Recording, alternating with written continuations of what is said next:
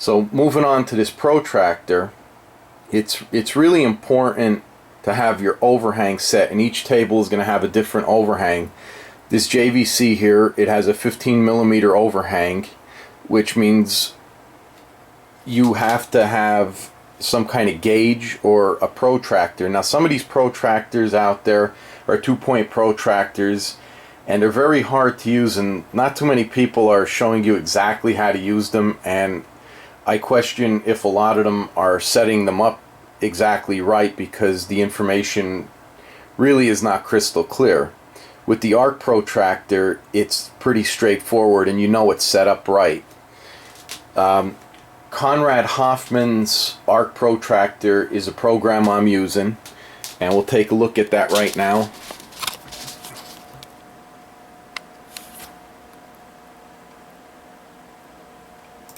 You start the program up, and you have to know your spindle to pivot distance. That's the spindle where it goes through the hole of the record over to the center of your tone arm. That's the distance. For the JVC, it's 230 millimeters, and then after you type that in, you click IEC. Then you come down, and there's 3 different types protractors. Now, for the JVC, the Stevenson A is best suited.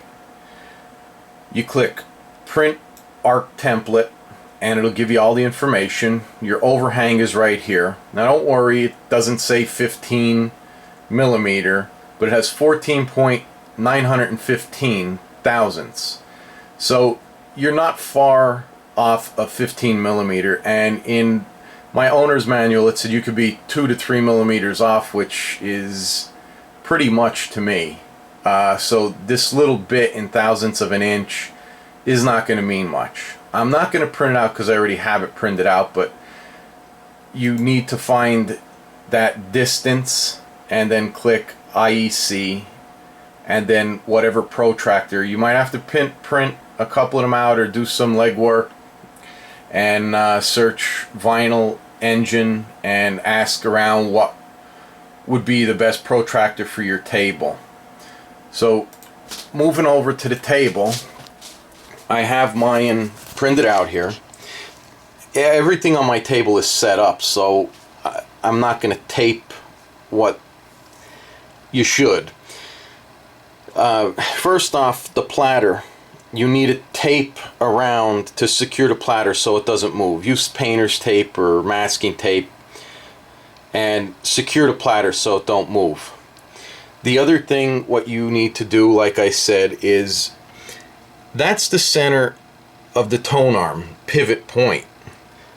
That's the center of your spindle. I used a piece of dental floss and strung a line to that point. On this protractor, you will cut along the curved line, and you'll know if you have the right size because this will sit in further or it'll sit out further and it won't be right. It should sit like your album record does on your platter. You'll note right here, spindle to pivot line. That line is this line with the dental floss. And what you need to do is you need to eyeball that line on the protractor with the dental floss. After you have that done, tape your protractor. Now I laminated mine so the tape doesn't ruin it, so I could reuse it if I ever change my cartridge. Tape that down so all is secure. Your cartridge should be mounted snugly, but enough that you can move back and forth the cartridge. Because what you have to do is you have to take your stylus, that very pointy needle part, and you have to put it right in the crosshatch here and here. This line going through is your arc line. That's the path your tone arm takes, and it'll play through the record. Your outer null point, your inner null point. And what you're going to do is you'll have to make sure your cartridge sits square, parallel, inside your head shell, meaning it can't be twisted to the left or right. It needs to be straight on. It has to be parallel. So when you put your needle right there in the crosshatch, right in the center there, mine's set up so you'll see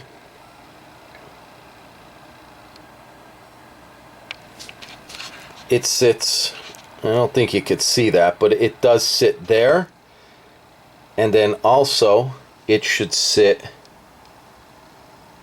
right in the center there. That's what you're aiming for, but the cartridge has to be aligned perfectly parallel, meaning the side of each cartridge needs to be parallel with those lines that you see there. From the front to the back on each side should have equal distance on both sides, while your stylus point sits right on the crosshatch. Once you achieve the inner and the outer, you'll see that your tone arm and your stylus follows that arc perfectly. That means your cartridge is perfectly lined with the perfect overhang. The other thing some tables have, which mine does, and you need to put a record on it, is the azimuth. That is the distance from the bottom of the cartridge. On the left and the right side, you should have equal distance from the record to the bottom of your cartridge on both the left and the right side. If you don't, there's tiny screws, or on some other tables it might be a little different, but you can kind of see them right there, and that makes the head shell turn this way or that way until you can obtain equal distance underneath the cartridge. And it's important to do that. The other thing that's very important is arm height. This table has 2 screws and it lifts up or down, and you need to get the right height when your arm comes over and sits on your record. It should be perfectly level, and you take a measurement from either the bottom or the top, back here and here, and that needs to be level. The other thing what you have to do is set your VTF, vertical track force.